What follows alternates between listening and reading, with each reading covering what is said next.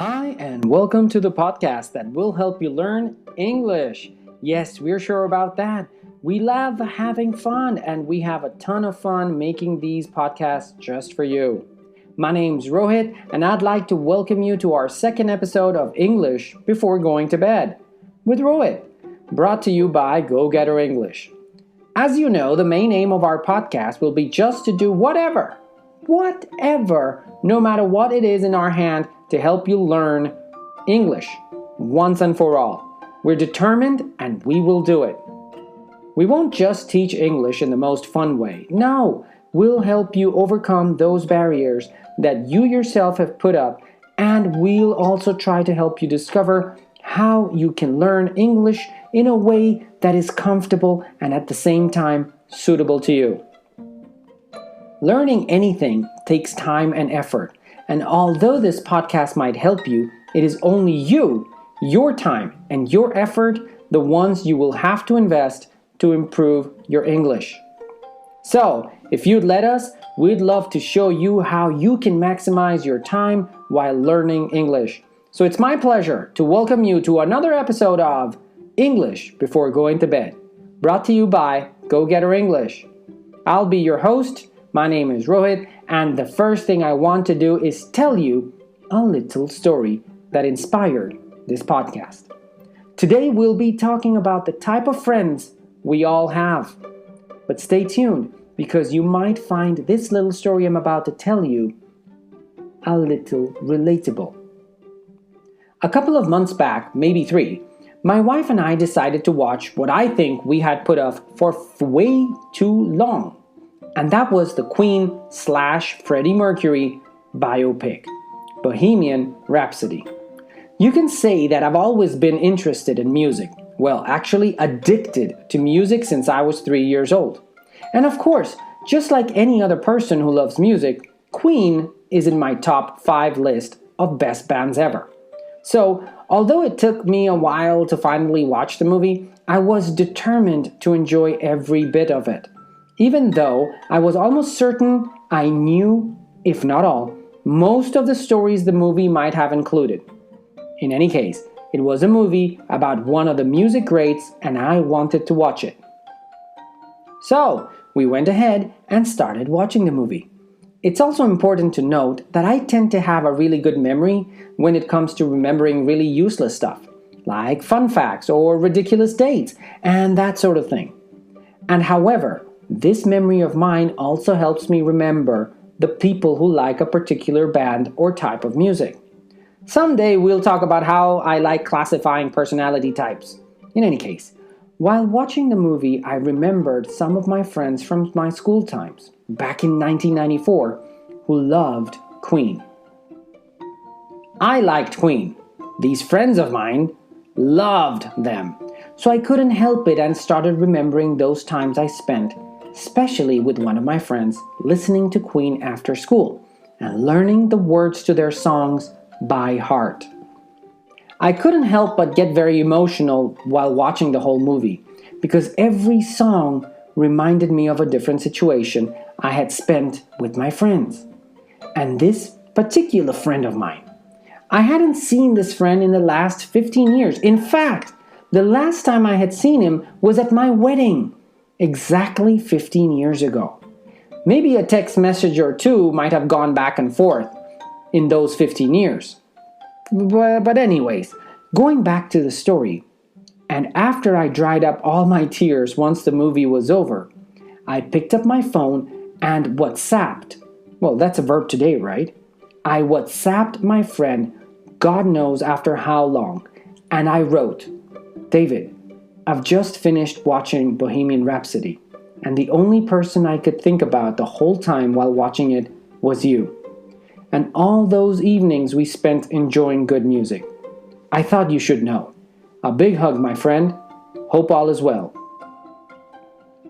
Well, to my surprise, he replied immediately after almost 15 years, and we quickly made plans to meet up soon. You know, the typical, we should catch up, we need to have lunch or dinner, yada yada yada. And of course, this got me thinking about the kind of relationships I had with my friends. How I like to keep the connection with people I consider friends. And so, since I love making lists, lists help me organize things. You will surely see more of that in future podcasts. We'll talk about lists someday. And so, like the saying goes, you can't choose your family. With family, the relationships are there whether you like them or not. But friendship is different. Your friends are people you select based on shared values, on your ideals, experiences, interests, and of course, beliefs. Your friends are your chosen family. It's important to have friends who represent, the different stages of your life and the paths that you've taken. It's important to surround yourself with friends who know the whole you. A work friend may not know the same you as a friend from college. When you maintain friendships from different stages of your life, you're able to express more of your real self, isn't it? You need different types of friends in the same way that you need food from different food groups. Different types of friends help you nourish and enrich your life in different ways. And so, here we go. Here are the 7 different types of friends we all need and we all probably have. Number 1, the friend who's up for anything. This is the typical friend you can call any time of day or night and ask him or her to either have a drink, a coffee, anything, ready to spend some time with you. These are friends you'll need always.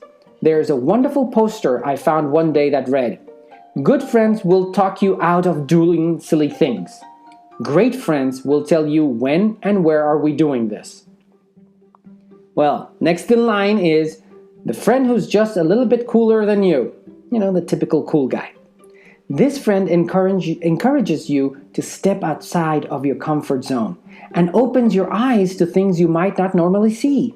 They are the ones who push you to your full potential, and usually by using taunting phrases such as, "Hey, you have no guts to do this or that."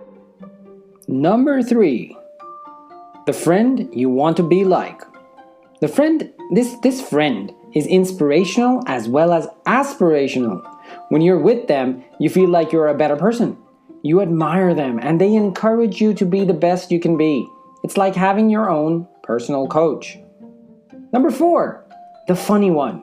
There's always a friend that with their charm, intelligence, and endless sarcasm are ready to brighten up your day with their hilarious sense of humor.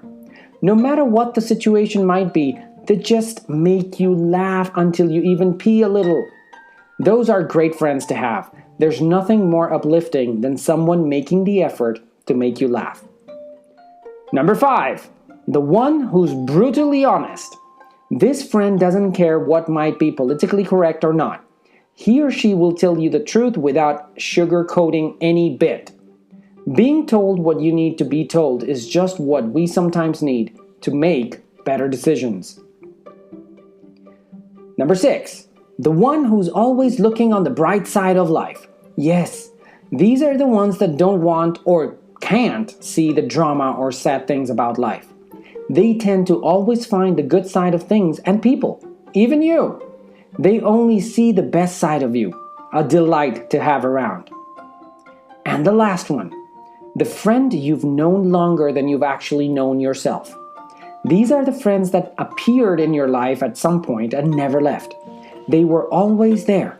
Those are the ones that even if a few years go by without any contact, it seems that nothing had changed. You just pick the conversation where you left off. There's nothing better than that.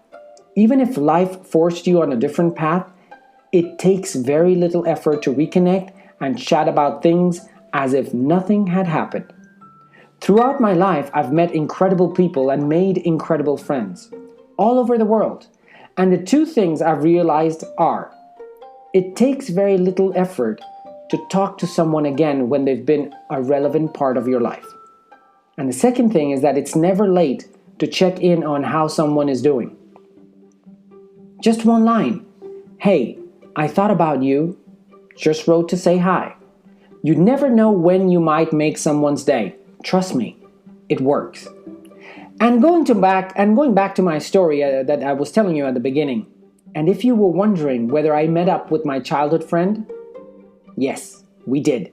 And we spent the most delightful time together catching up with the most mundane things that make up our everyday life, even after 15 years. There's a picture to prove it.